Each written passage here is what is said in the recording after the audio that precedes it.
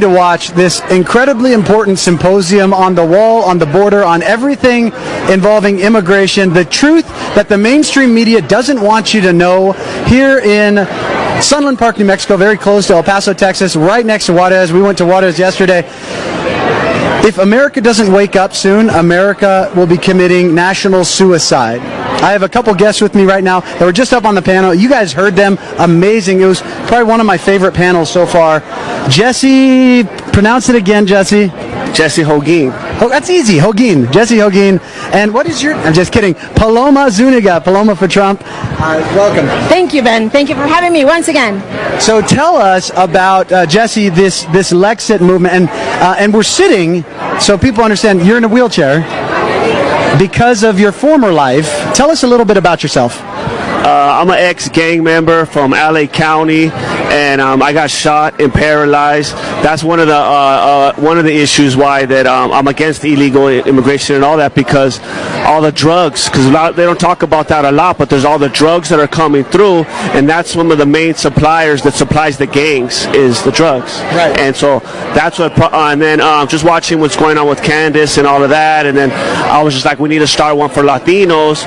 So then that's why it prompted me and David and others, and we said, you know what, we got to make one for Latinos. So we started Lexit, the Latino exit from the Democrat Party. What turned your life around? So from the gang life to redemption, what was it for you? It was the Lord, my Lord and Savior Jesus Christ. It was because I was shot and I was choking on my own blood. And when the ambulance and the cops, they had me and they were like, he's not going to make it. His only chance is to call for the chopper. So they tell me, we're going to call for the chopper for you. So I was just telling myself, man, hang out for the chopper to come. So when they airlifted me and I'm flying in the chopper, I started dying. I could feel it. I was righteously dying because I was choking on my own blood because the bullet went through my lung and went into my spine. And I got scared. I was going to die. I was like, I'm going to die. So I just started calling out to the Lord. And it was a trip because it never happened other than that time. But right when I started calling out to Jesus, I felt a wonderful peace come over me. Not only emotionally, physically, I was okay. And then ever since then, the Lord has been using my life for many things. I started going into juvenile halls and prisons, doing Bible studies. Now I'm doing Lexit like the Lord. Like I tell everybody, I was supposed to die that day, but the Lord left me for a reason. Amen.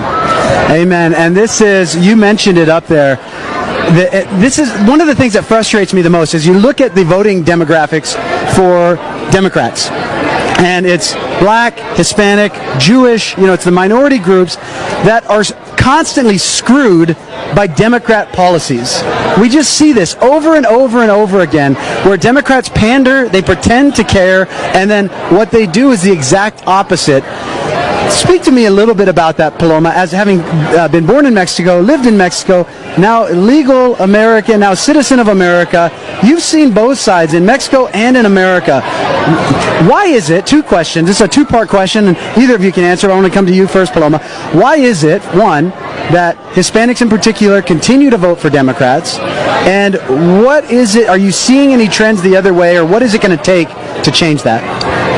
I think for years, Ben, we've been brainwashed to think that the Republican Party is against us, that they're racist, that they're nationalist and want to separate the Hispanics from the rest of the country, which is completely the opposite. I mean, if anything, President Trump has united all Americans, no matter what color you are, by bringing jobs, by bettering the economy, by having strong borders. Because if anything, the Democrats are the ones that sometimes are racist because they're the ones that are divisive. So I grew up in a household where my mom literally anything Obama said, anything the Democrats said, but it's because of what they hear on the mainstream media. It's because it's what is fed to them.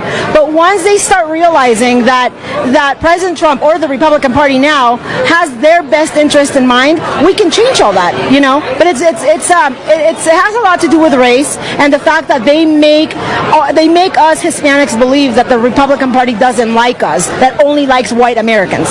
Do you see it changing?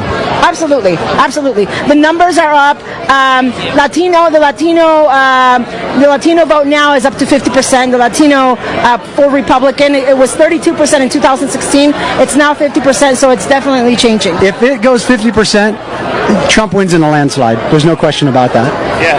And like she was saying, the biggest thing that we're fighting, the reason why the Latinos and the blacks or whatever is because of the fake news media. That's the main reason, and especially like a lot of people don't know, is the Spanish channels are really bad. They're righteous, left-leaning. They could be as bad as CNN and MSNBC, and them. The Spanish channels are real bad. So that's why we're trying to fight Lexit, and that's what we're trying to do, is we're trying to give Latinos an alternative, a conservative alternative. We just started the Lexit show.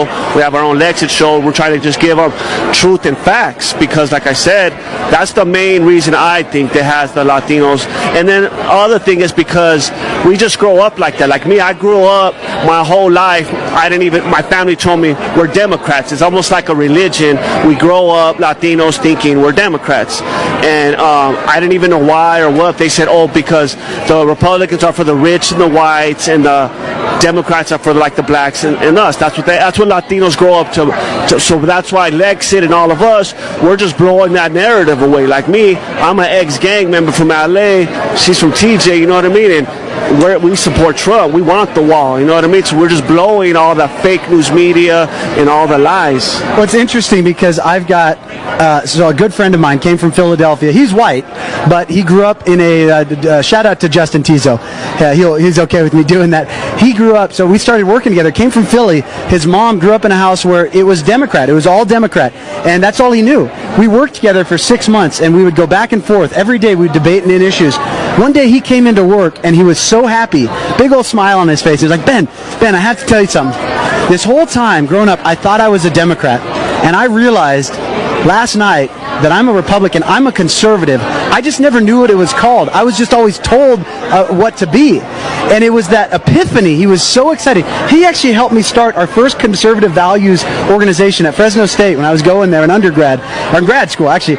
And it changed his life. But it was that one relationship, having the conversation. One of the things I think the Republicans have done a terrible job at is communicating to the Latino community and to the black community. It's almost like we've given up and said, okay, well, they're owned by the Democrats, so there's nothing we can do. When this is what my call to everybody is: reach the people that you have influence over.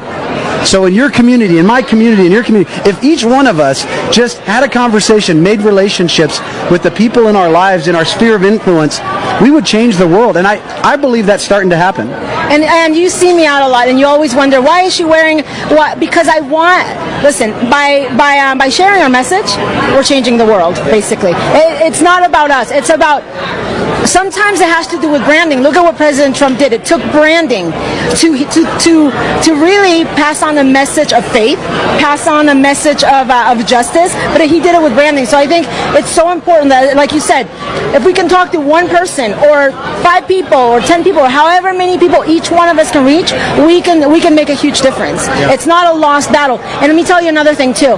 One of the aside from politics, aside from policy, one of the things that turned so many people back in 2016 to vote for President Trump is at that third debate when he painted a picture of Hillary wanting to rip a baby out of a mother's womb. Okay, you could disagree with him on everything else, but when Hispanics heard that statement from him, I could just feel the entire country going, okay, I'm voting for you. That because we're so conservative by nature, we're God-fearing people. We can't even grasp the concept of having a 9-month-old baby being killed and the government allowing it like Hillary wanted to do. And not only just allowing it, now it's celebrating it. If you look at the Democrat platform, it's anti-God, anti-family, anti-legal, anti-citizen, anti-America. Like I look at the Democrat platform and I say, what the hell are they running on? What could they possibly provide to the voters, to the American, that people would still vote for? And I believe, based on my experience traveling the country, people are waking up. I'm seeing it everywhere. I have Democrats come to me. You heard it on the panel with the young Republican Latinos from Florida. That Democrat said, the Uber driver, he's been voting Democrat his entire life, and he says, I'm voting for Trump this year. And it's not about President Trump. God bless President Trump. But it's about 2024 and moving forward and saving this country. We are so close to losing this nation because of the erosion that we've allowed, the moral erosion that we've allowed in this country for years. It is a critical time, but I believe for such a time as this, a